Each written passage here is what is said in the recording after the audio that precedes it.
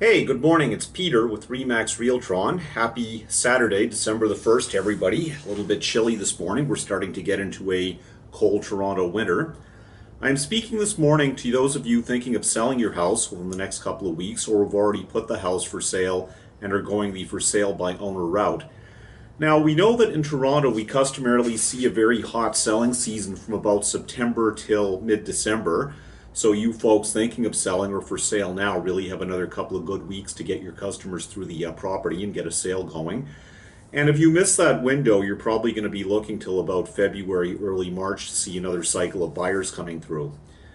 Those of you thinking of going for sale need to make four critically important decisions, the first one of which is the agent and the firm you hire to represent you.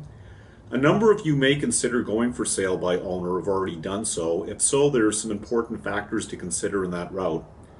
The first one is that in Toronto, in the GTA, year in, year out, we've always seen 97% of the properties listed on MLS. Only about 3% of properties for sale are on the private seller market. Of those 3%, 75% of them will eventually list with real estate. Of the other 25%, about 17% may be sales through friends, relatives, or acquaintances, that is, people the seller already knows. And the other 8% will never sell. They don't want to, don't need to change their mind. We're never serious, we're just testing the market. Now, where that leaves you is that as somebody who's selling privately, you need to understand to begin with that as real estate agents, we deal with four types of individuals coming to look at homes. We have people who are serious buyers, people who are qualified buyers, and then people who may potentially come out and look at houses but never really having any serious intention to buy. They just like to look. And then we also have a category which is the bargain hunters or investors. Now, the serious qualified buyers, meaning the people who have the mortgage financing and they actually have a definite recognized need, they're going to go ahead and buy within the next 60 to 90 days. So then they're just looking at, your home versus the other homes available in the area. These are the ones you really want, but they are never going to see your property. The serious qualified buyers do not come out to look at for sale by owner properties. Why? Because they're working with real estate agents, and the real estate agents are going to show them the 97% of the properties on the MLS.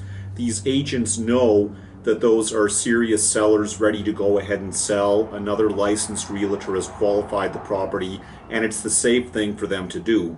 Because as real estate agents, our first responsibility is for the safety and well-being of our clients. It's called fiduciary duty. And there's just a lot of risk if I bring somebody to see a for sale by owner property. I don't know them. I don't even really know if the person I'm talking to is truly the owner of that property. I'm not going to expose my buyer clients to that risk. So where that leaves you as a for sale by owner is with the situation of dealing with the investors and the bargain hunters.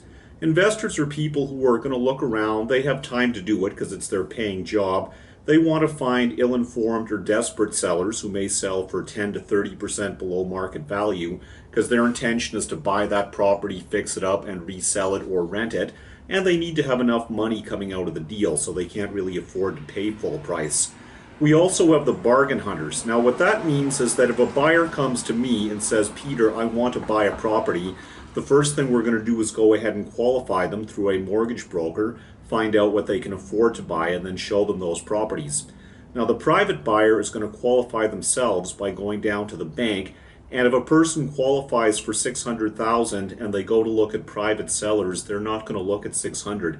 They're going to look at 630, 640, even up to 700, because they have the idea, it's in their mindset that they're going to get that seller to come down substantially in price, and they're going to drive around talking to people. Their game plan is that if they talk to enough private sellers, eventually after 3 months or 6 months or a year, because they've got time on their side, they've got the cash and they want to buy, comparing to the seller who's got a product that they have some need for needing to sell within the short term. They're going to look for somebody and hopefully eventually, according to their game plan, buy a property at substantially below market value. So what that nets out to is that you, as a private seller, is going to be driving away the 95% of serious qualified buyers being assisted by real estate agents, and you're going to be attracting to yourself the investors and bargain hunters who are just interested in lowballing you. If they can't steal the property at far below value, they just simply don't want it. Most people don't realize that in Toronto, 62% of listings don't sell. To be in the 38% of homes that do sell requires a stronger than average marketing plan. There's more, a lot more to selling a home than a sign on the lawn, a posting on the internet, and waiting. And waiting. We can see, for example, in Richmond Hill in the last 30 days for detached houses, 473 homes on the market and 93% of them sold. That is 20% of the available inventory sold. That makes a 5-month supply of the inventory, which is to say the other 80% of the properties will expire and relist a number of times before selling.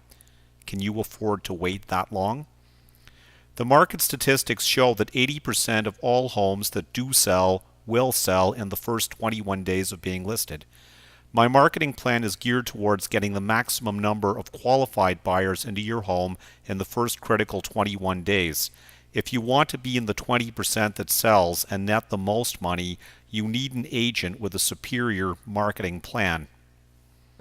When you're ready to sell your home, you have 4 critically important decisions to make. The first one is choosing the agent and the firm to represent you in the sale of your home. Many people believe that a home will sell for the same price and in the same time, regardless of which agent they select. But in fact, the statistics show that some agents consistently sell homes more quickly and for more money.